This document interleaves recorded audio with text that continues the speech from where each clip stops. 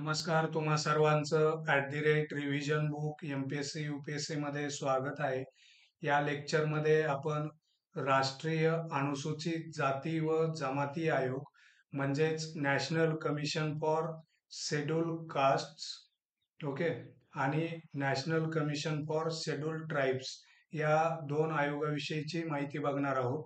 तर हे दोन्ही आयोग जे आहेत ते संवैधानिक संस्था आहेत म्हणजेच कॉन्स्टिट्युशनल बॉडीज आहेत. लेक्चरला सुरुवात करण्या अगोदर आपण कॉन्स्टिट्युशनल बॉडीज म्हणजे काय, ही जी कन्सेप्ट आहे कॉन्स्टिट्युशनल बॉडी, तर ती म्हणजे काय हे समजून घेण्याचा प्रयत्न करूया. तर ज्याच्यासाठी राज्यघटनेमध्ये डेडिकेटेड असं आर्टिकल असतं त्या संस्थेला आपण संवैधानिक संस्था म्हणतो. आणखी सोप्या भाषेत सांगायचं तर ज्याचा राज्यघटनेत उल्लेख आहे आणि त्यासाठी एखाद्या आर्टिकलमध्ये तरतूद केलेली आहे अशा आयोगाला किंवा संस्थेला आपण कॉन्स्टिट्युशनल बॉडीज किंवा संवैधानिक संस्था म्हणतो. ओके, या लेक्चरमध्ये आपण काय बघणार आहोत तर जे national commission for schedule caste आहे आणि national commission for schedule tribes या दोन्ही आयोगाची रचना कशा प्रकारे आहे, यांच्या कमिशनरांचा टेन्युअर किती असतो, त्यांच्या सेवा शर्ती कुठल्या आहेत किंवा त्यांची नेमणूक कोण करतं आणि या दोन्ही आयोगाची कार्य कोणती आहेत, असे एकंदरीत सर्वच मुद्दे बघणार आहोत. त्यामुळे हे लेक्चर शेवटपर्यंत बघण्याचा प्रयत्न करा. ओके, या आयोगाची माहिती बघत असताना आपण आर्टिकल 338 आणि आर्टिकल 338A या दोन्ही आर्टिकलचा अभ्यास करणार आहोत. आर्टिकल 338 हे शेड्यूल कास्टसाठी आहे, तर आर्टिकल 338A हे शेड्यूल ट्राईब्ससाठी आहे. ओके, हे दोन आर्टिकल व्यवस्थित लक्षात ठेवा. आर्टिकल 338 हे नॅशनल कमिशन फॉर शेड्यूल कास्टसाठी आहे आणि आर्टिकल 338A हे नॅशनल कमिशन फॉर शेड्यूल ट्राईब्ससाठी आहे. ओके, आणि याच्याच रिलेटेड एक संविधानामध्ये भाग आहे, तर तो भाग कितवा आहे तर भाग 16वा जो आहे, पार्ट 16वा, हा या आर्टिकलशी रिलेटेड आहे.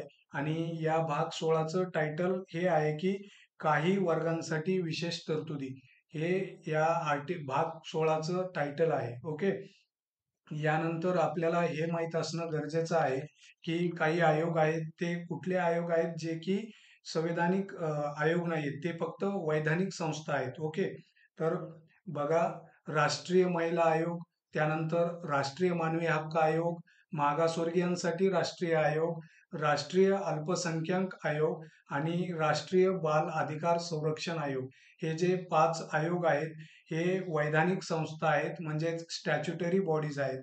आता ज्याप्रमाणे आपण कॉन्स्टिट्युशनल बॉडीजची जी काही कन्सेप्ट आहे ती समजून घेतली, तसंच आपण स्टॅच्युटरी बॉडीज म्हणजे काय ते देखील समजून घेऊया. तर जे कोणते आयोग किंवा संस्था ह्या कायद्याने स्थापन झालेल्या असतात, बरोबर आहे, म्हणजे ज्या संविधान कायदा बनवतो आणि त्या कायद्यानुसार ते आयोग किंवा संस्था स्थापन झालेल्या असतात, असे ज्या संस्था आहेत किंवा आयोग आहेत त्यांना आपण वैधानिक संस्था म्हणतो. बरोबर आहे, म्हणजेच स्टॅच्युटरी बॉडीज असतात त्या. आय होप की या दोन्ही कन्सेप्ट तुमच्या लक्षात आले असतील. यानंतर आपण या आयोगाची रचना, या आयोगाचा विकास कशा पद्धतीने झालेला आहे तो बघूयात. कोणत्या आयोगाचा, तर जे national commission for schedule caste आणि national commission for schedule tribes या दोन आयोगाचा विकास कसा झाला आहे ते बघूया. सुरुवातीला आर्टिकल 338 मध्ये या दोन्ही आयोगासाठी एकच दोन्ही या काय म्हणता येईल, दोन्हींसाठी एकच आयोग होता. बरोबर आहे, म्हणजेच national commission for schedule caste आणि शेड्यूल ट्राईब्स हे आर्टिकल 338 मध्ये सुरुवातीला होतं. मात्र नंतर 1978 मध्ये ही जी संस्था आहे, अनुसूचित जाती व जमाती आयोग, ही एक बहुसदस्यीय संस्था झाली. मात्र त्यावेळेस तिला वैधानिक दर्जा नव्हता. ओके, मात्र 1987 मध्ये याच आयोगाचं नामकरण झालं आणि या आयोगाला राष्ट्रीय अनुसूचित जाती व जमाती आयोग असं नाव देण्यात आलं. या अगोदर काय नाव होतं या आयोगाचं, तर अनुसूचित जाती व जमाती आयोग असं नाव होतं. आणि 1978 मध्ये याच आयोगाचं जे नाव आहे ते राष्ट्रीय अनुसूचित जाती व जमाती आयोग असं करण्यात आलं आणि 1978 मध्येच या आयोगाला एक संविधानिक म्हणजेच कॉन्स्टिट्युशनल बॉडी देखील बनवण्यात आलं. ओके. त्यानंतर 1990 ची जी 65वी कॉन्स्टिट्युशनल अमेंडमेंट होती, म्हणजेच 65वी जी घटना दुरुस्ती होती, त्या घटना दुरुस्तीने या आयोगाला उच्चस्तरीय बहुसदस्यीय आयोग म्हणून स्थापन करण्यात आलं. ओके. त्यानंतर 2003 मध्ये 89वी घटना दुरुस्ती झाली. या घटना दुरुस्तीमध्ये जो आपला राष्ट्रीय अनुसूचित जाती व जमाती आयोग होतं, त्याचं 2 संस्थेमध्ये विभाजन झालं. त्यामध्ये पहिली संस्था म्हणजे एक सेकंड, पहिली संस्था म्हणजे राष्ट्रीय अनुसूचित जाती आयोग आणि दुसरं म्हणजे राष्ट्रीय अनुसूचित जमाती आयोग. या 2 आयोगामध्ये या आयोगाचं विभाजन झालं आणि त्यानंतर 2004 मध्ये स्वतंत्र असा राष्ट्रीय अनुसूचित जमाती आयोगाची स्थापना झाली आणि या आयोगासाठी राज्यघटनेमध्ये आर्टिकल 338A हे समाविष्ट करण्यात आलं. ओके. या ठिकाणी एक गोष्ट लक्षात ठेवा, जेव्हा पण तुम्हाला एखाद्या आर्टिकल समोर असं कॅपिटलमध्ये ए बी वगैरे दिसत, तर त्याचा अर्थ असा होतो की ते मूळ घटनेमध्ये नव्हतं, नंतर एखाद्या घटना दुरुस्तीने त्या राज्यघटनेमध्ये हे आर्टिकल समाविष्ट केलेलं आहे. ओके. परत एकदा बघू या अनुसूचित जाती व जमाती आयोगाचा विकास कसा झाला.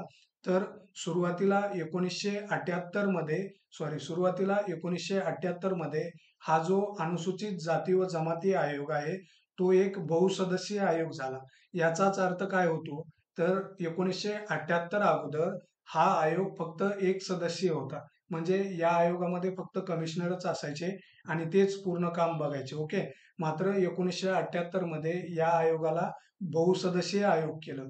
त्यानंतर 1987 मध्ये या आयोगाचं नामांकन केलं आणि त्या आयोगाला राष्ट्रीय अनुसूचित जाती व जमाती आयोग असं नाव देण्यात आलं आणि त्याचबरोबर या आयोगाला संवैधानिक दर्जा दिला, म्हणजेच कॉन्स्टिट्युशनल बॉडी बनवण्यात आलं.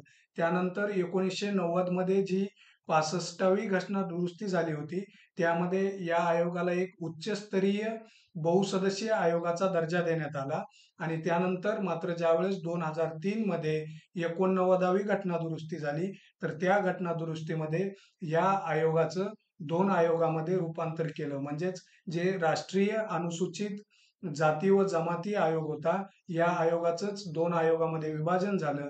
त्यामध्ये आर्टिकल 338 मध्ये राष्ट्रीय अनुसूचित जाती आयोग हा ठेवण्यात आला आणि आर्टिकल 338A हे नवीन संविधानामध्ये ऍड करून त्या आर्टिकलमध्ये राष्ट्रीय अनुसूचित जमाती आयोगाची तरतूद करण्यात आली. ओके.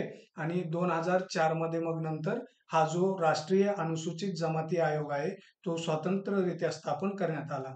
कुठल्या आर्टिकलच्या द्वारे, तर आर्टिकल 338A हे 2003च्या 89व्या घटना दुरुस्तीनं ऍड करण्यात आलं होतं. आता एक्झाम मध्ये या ठिकाणाहून तुम्हाला भरपूर प्रश्न विचारू शकतात, जसं की या आयोगाला बहुसदस्यीय आयोग कधी करण्यात आलं, तर त्या ठिकाणी 1978 हे उत्तर असेल.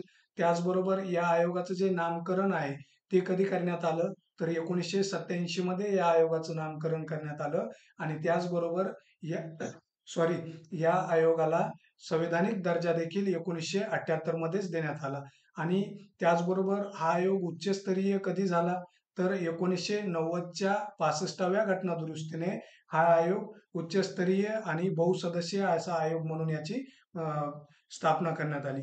त्यानंतर 2003 मध्ये कितवी घटना दुरुस्ती करण्यात आली, तर 89वी घटना दुरुस्ती करण्यात आली आणि या 89व्या घटना दुरुस्तीने हा जो राष्ट्रीय अनुसूचित जाती व जमाती आयोग हा दोन्ही गटांसाठी एकच आयोग होता, तर या आयोगाचं विभाजन करण्यात आलं आणि आर्टिकल 338 मध्ये राष्ट्रीय अनुसूचित जातींसाठी आयोग या आयोगाचा समावेश ठेवण्यात आला आणि त्याच ठिकाणी आर्टिकल 338A मध्ये राष्ट्रीय अनुसूचित जमाती आयोगाचा तरतूद करण्यात आली. ओके.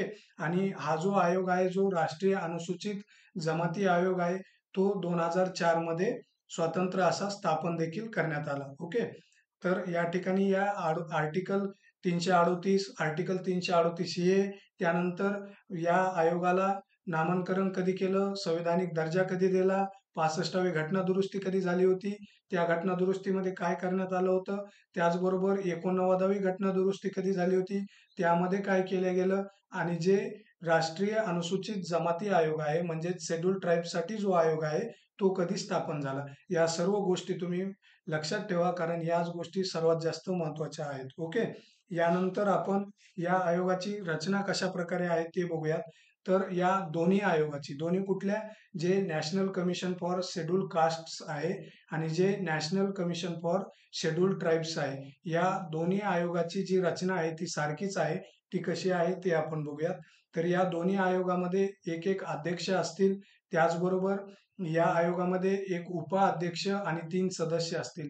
म्हणजेच या आयोगाची रचना कशी आहे, 1+1+3, म्हणजेच एक अध्यक्ष असतील, एक उपाध्यक्ष असतील आणि 3 हे सदस्य असतील. ओके. आणि या सर्वांची जी नेमणूक आहे ती राष्ट्रपती हे करतील आणि यांचा जो टेन्युअर आहे किंवा यांचा जो सेवाशर्ती आहेत त्या देखील ठरवण्याचा जो अधिकार आहे तो राष्ट्रपती यांनाच आहे. एवढं सोपं आहे बघा. गोंधळ करून घेऊ नका.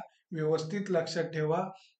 जे national commission for schedule caste आहे आणि जे national commission for schedule tribes आहे, या दोन्ही आयोगाचा जो रचना आहे ती एकच आहे. आणि यांची रचना कशी आहे, तर एक अध्यक्ष असतील, एक उपाध्यक्ष असतील आणि 3 सदस्य असतील. ओके. एकंदरीत ही 5 लोकांची ही बॉडी आहे. ओके.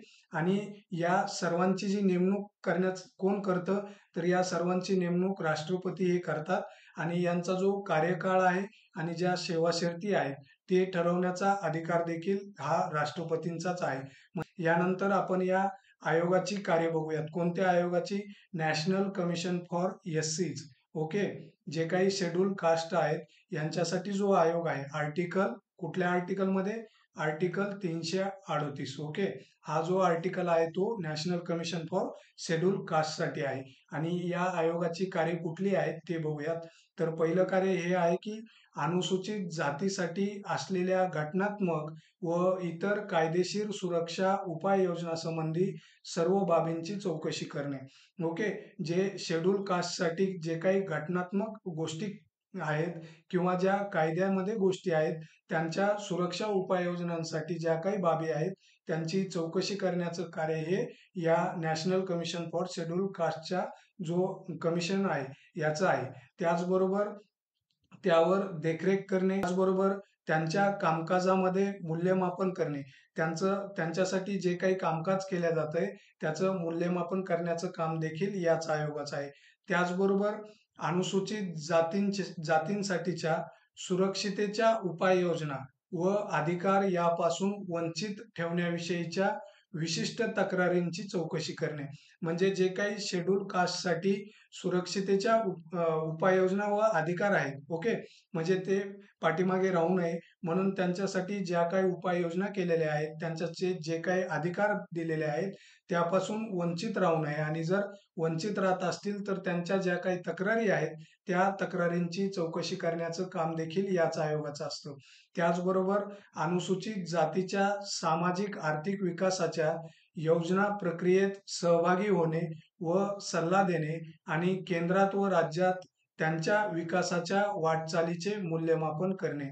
म्हणजे जे काही शेड्यूल कास्टसाठी ज्या सोशो इकॉनॉमिक डेव्हलपमेंट आहे आणि त्या सोशो इकॉनॉमिक डेव्हलपमेंटच्या ज्या काही स्कीम आहेत त्याच्या ज्या काही प्रक्रिया आहेत त्या प्रक्रिया व्यवस्थित पार पडतायत का, आणि तसं काही होत नसेल तर त्याच्यासाठी सल्ला देणं, असे जे काही कामं आहेत ते हाच आयोग करतो. त्याचबरोबर केंद्रात किंवा राज्यात त्यांच्या डेव्हलपमेंटसाठी जे काही वाटचालीचे मूल्यमापन केलेले आहे ते देखील करणं याच आयोगाचं काम आहे. ओके.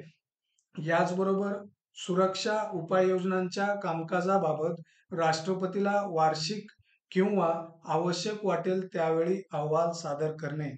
म्हणजेच हा जो आयोग आहे कुठला, national commission for schedule caste, हा आयोग त्यांच्यासाठी केलेल्या उपाययोजना ज्या आहेत तर त्याच्या ज्या कामकाजाबाबतचा जो अहवाल आहे तो राष्ट्रपतीला सादर करतात आणि तो वार्षिक अहवाल असतो. मात्र त्या अगोदर देखील त्यांना जर आवश्यकता वाटली तर ते अहवाल राष्ट्रपतींकडे सादर करू शकतात. त्यानंतर 5वं कार्य हे आहे की अनुसूचित जातींच्या संरक्षणासाठी, कल्याणासाठी व सामाजिक आर्थिक विकासासाठी या उपाययोजनांची व इतर उपायांची परिणामकारक अंमलबजावणी करण्यासाठी केंद्र किंवा राज्य यांनी करावयाच्या उपायांची शिफारस करणे. म्हणजेच जे काही आपले शेड्यूल कास्ट आहेत त्यांच्या संरक्षणासाठी, त्यांच्या डेव्हलपमेंटसाठी आणि त्यांच्यासाठी जे काही सोशो इकॉनॉमिक डेव्हलपमेंट होण्यासाठी उपाययोजना केलेल्या आहेत किंवा इतर काही उपाययोजना आहेत, यांचं पॉझिटिव्ह अंमलबजावणी करण्यासाठी केंद्र किंवा राज्य यांनी करावयाच्या उपाययोजनाच्या शिफारशी करण्याचं काम देखील हेच आयोग करतं. आणि अनुसूचित जातींच्या संरक्षणाबाबत, कल्याणाबाबत व उन्नतीबाबत राष्ट्रपती सांगतील ती कार्य करणे. 6वं कार्य खूप महत्वाचं आहे. काय आहे की आपण जे पाठीमागं 5 कार्य बघितले त्या व्यतिरिक्त देखील शेड्यूल कास्टसाठी संरक्षणाबाबत, त्यांच्या डेव्हलपमेंटसाठी किंवा त्यांच्या कल्याणासाठी आणि त्यांच्या उन्नतीसाठी राष्ट्रपती सांगतील ती कार्य करणे. ओके, हे या आयोगाचं काम आहे. वरती जेवढे काही आपण कार्य बघितले तेच कार्य, सेम कार्य हे शेड्यूल ट्राईब्ससाठी हे national commission for schedule tribes करत असतं. आय होप मी काय सांगतोय ते तुमच्या लक्षात येत असेल. आणि या कार्याव्यतिरिक्त आणखी काही कार्य आहे जे national commission for schedule tribes हे या अनुसूचित जमातीसाठी करत असतं. त्यामध्ये पहिलं कार्य आहे की वनक्षेत्रात राहणाऱ्या शेड्यूल ट्राईब्सना दुय्यम वन उत्पादनाचे मालकी अधिकार देण्यासंबंधी उपाययोजना करणे. म्हणजेच जे काही जंगलांमध्ये, वनक्षेत्रामध्ये शेड्यूल ट्राईब्स राहत आहेत त्यांच्यासाठी त्या वनामधील जे काही दुय्यम वन उत्पादन आहे त्याच्या मालकी अधिकार जो आहे तो मालकी अधिकार देण्यासंबंधी उपाययोजना करणं.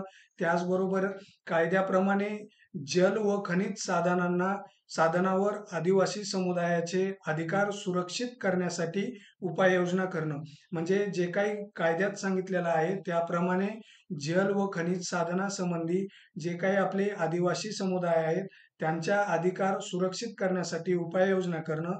तसंच आदिवासींच्या डेव्हलपमेंटसाठी आणि त्यांना अधिक चांगली व शाश्वत स्वरूपाची उपजीविका म्हणजेच बेटर आणि सस्टेनेबल लाईफस्टाईल मिळावी यासाठी प्रयत्न करणे व उपाययोजना करण्याचं काम जे आहे ते national commission for schedule tribes यांचं आहे.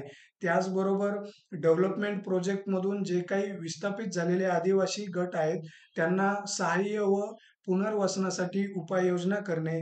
तसंच 5वं कार्य हे आहे की पंचायत कायदा म्हणजे जो काही आपला पेसा ऍक्ट आहे 1996चा त्यामधील तरतुदींची पूर्ण अंमलबजावणी करण्यासाठी उपाययोजना करणे. हे जे काही 5 अधिकार आहेत हे शेड्यूल ट्राईब्ससाठी national commission for schedule tribes हे करत असतं. यानंतर आपण जो काही आयोगाचा अहवाल आहे तो बघूया. तर हे आयोग राष्ट्रपतीला वार्षिक अहवाल सादर करत असतात आणि त्याचबरोबर आवश्यक वाटेल त्यावेळी देखील आयोग हा अहवाल सादर करू शकतो.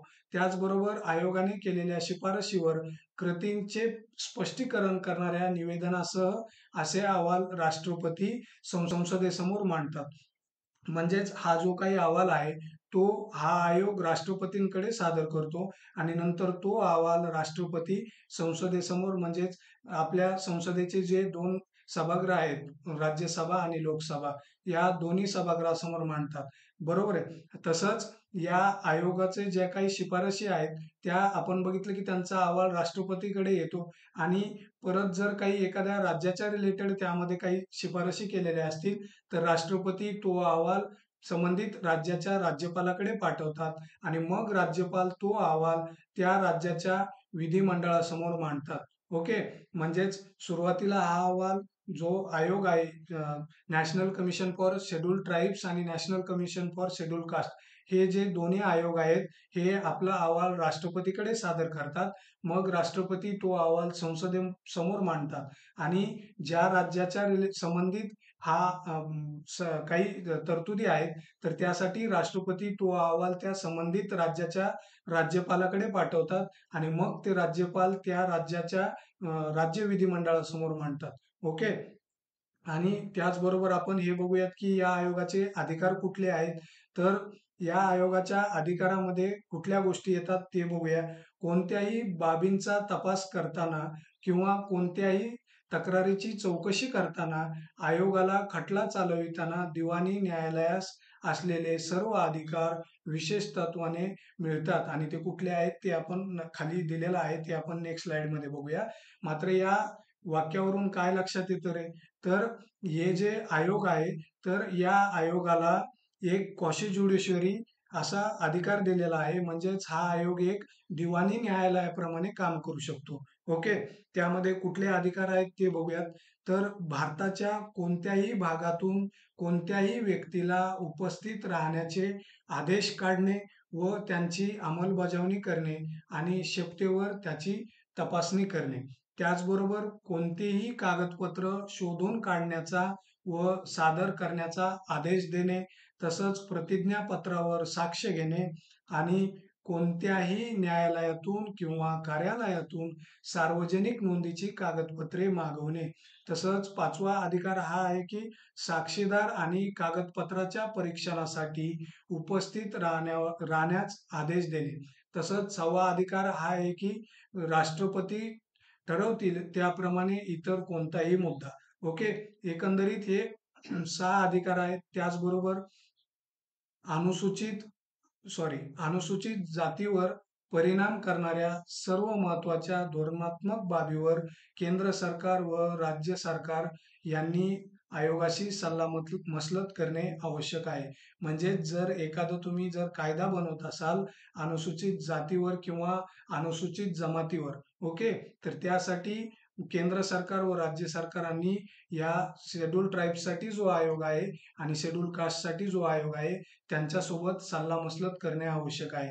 आणि ज्या पद्धतीने ज्या पद्धतीने आयोग अनुसूचित जाती संबंधी कार्य करतो, तीच कार्य आयोगाने इतर मागासवर्गीय व अँग्लो इंडियन समुदायासाठी केले पाहिजेत. म्हणजे जो आपला national commission for schedule caste आहे, ओके, म्हणजेच अनुसूचित जातीसाठी जो आयोग आहे, तो ज्याप्रमाणे अनुसूचित जातींसाठी कार्य करतो, त्याचप्रमाणे हाच आयोग जे काही इतर मागासवर्गीय आहेत किंवा जे अँग्लो इंडियन आहेत त्यांच्यासाठी देखील हे सेम कार्य करतील. ओके. या व्हिडिओमध्ये दिलेली माहिती आवडली असेल तर व्हिडिओ लाईक करा, शेअर करा, तसेच चॅनलला सबस्क्राईब करा. Thank you for watching this video. जय हिंद.